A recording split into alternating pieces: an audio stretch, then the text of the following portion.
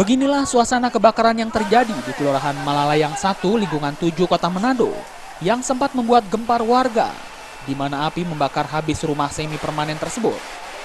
Dari dugaan awal, kebakaran tersebut disebabkan hubungan pendek arus listrik yang terjadi di bagian depan rumah milik keluarga Gaheto Mapi, di mana api dengan cepat membesar dan merembet ke seluruh bagian rumah.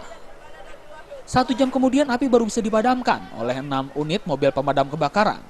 Kompol Dewa Made Palguna Kasat Reskrim Polresta Manado membenarkan memang benar terjadi kebakaran di Kelurahan Malalayang 1 dan memakan 2 orang korban. Menurutnya, saat ini pihaknya masih melakukan penyelidikan terkait penyebab pasti kebakaran ini. Penyebab kebakaran kami akan lanjuti lebih lanjut.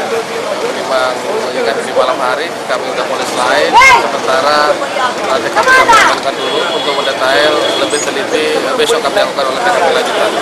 Jadi sementara itu yang dapat kami terangkan.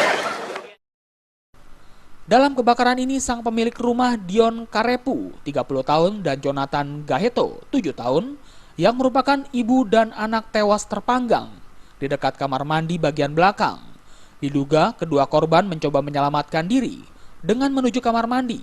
Namun api saat kejadian sangat besar membuat ibu dan anak ini terjebak. Dari Manado, Sulawesi Utara, Rusdiam Syahdin melaporkan.